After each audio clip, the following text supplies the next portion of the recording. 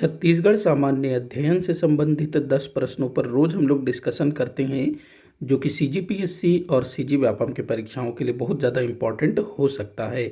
सीधे हम लोग क्वेश्चंस पर आते हैं। तो आज का पहला क्वेश्चन है, किस नृत्य को सैन्य नृत्य भी कहा जाता है? तो आपको बताना है कि छत्तीसगढ़ राज्य के किस नृत्य को सैन्य नृत्य कहा जाता है।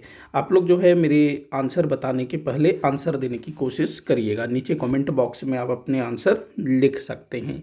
तो सैन्य नृत्य मतलब कि ऐसा नृत्य जो ऐसा लगे कि एक सेना द्वारा किया जा रहा है, ऐसा कुछ लगता होगा।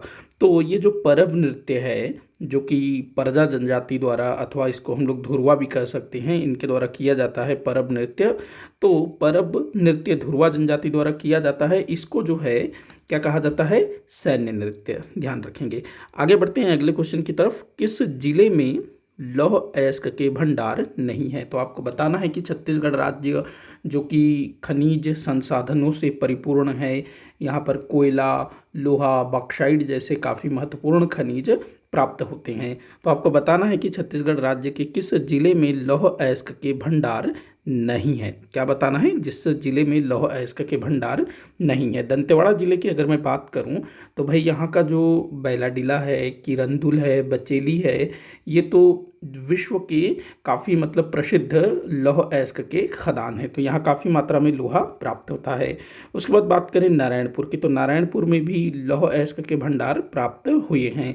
कांकेर में भी काफ़ी सारे लौह अयस्क के भंडार प्राप्त हुए हैं और यहाँ पर से तो उत्खनन भी होता है।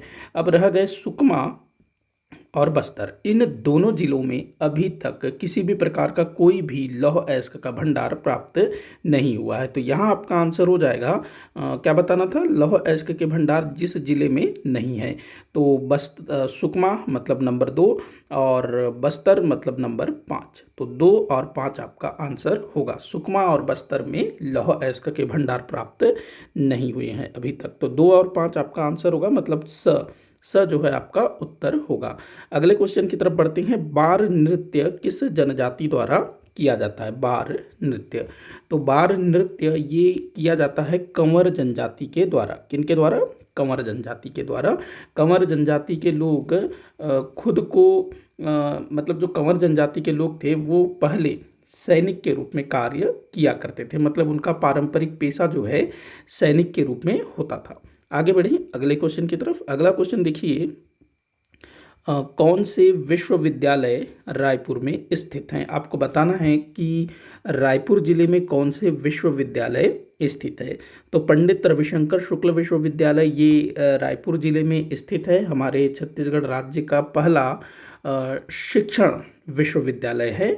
हमारे छत्तीसगढ़ का सबसे पहला विश्वविद्यालय इंदिरा कला संगीत विश्वविद्यालय है, लेकिन वो संगीत संबंधी विश्वविद्यालय था। सामान्य शिक्षा से संबंधित प्रथम विश्वविद्यालय पंडित रविशंकर शुक्ल विश्वविद्यालय है, जो कि 1964 में रायपुर में स्थापित किया गया। तो ये रायपुर में है। उसके बाद जो पंडित सुंदरलाल शर्मा विश्वविद्यालय है, ये कहाँ पर है भाई? तो ये बिलासपुर जिले में है। पंडित सुंदरलाल शर्मा विश्वविद्यालय कहाँ पर है? बिलासपुर जिले में। तो ये जो है आपका स्थित नहीं है रायपुर में।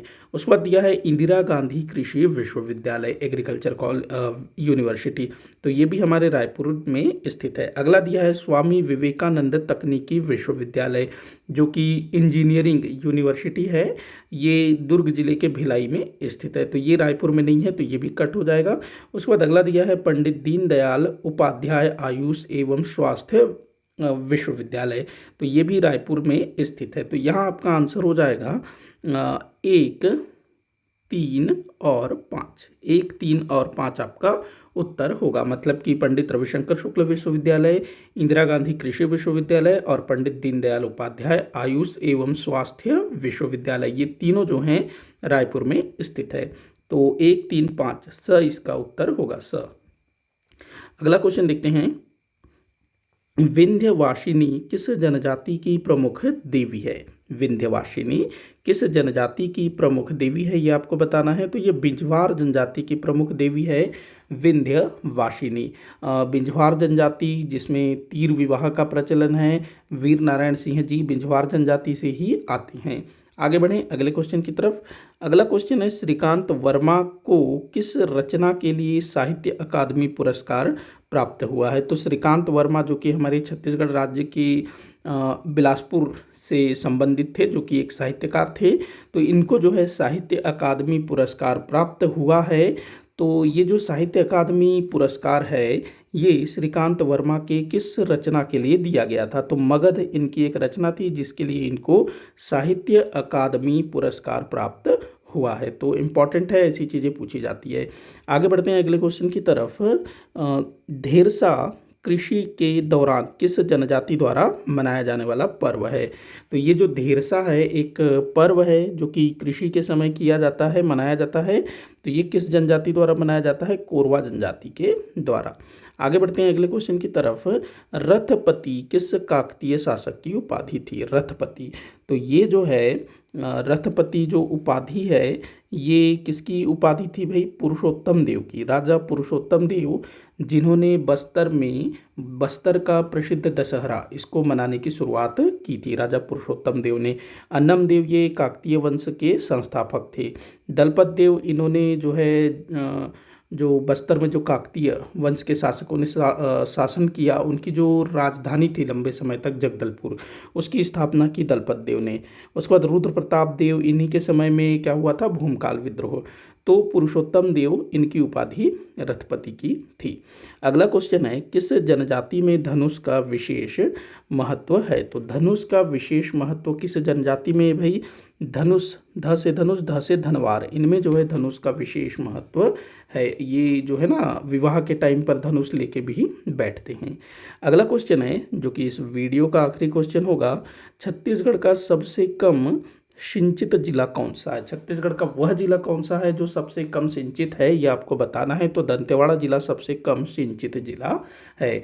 इसी के साथ आज का ये वीडियो यहीं पर समाप्त होता है। आप लोग मुझे कमेंट करके बताइए कि आपसे कितने क्वेश्चन सॉल्व हुए। किसी भी क्वेश्चन में कोई भी डाउट हो तो ज़रूर बताइएगा ताकि मैं उसको सॉल्व कर सकूँ। वीडियो को आखिर तक देखने के लिए बहुत बहुत धन्यवाद।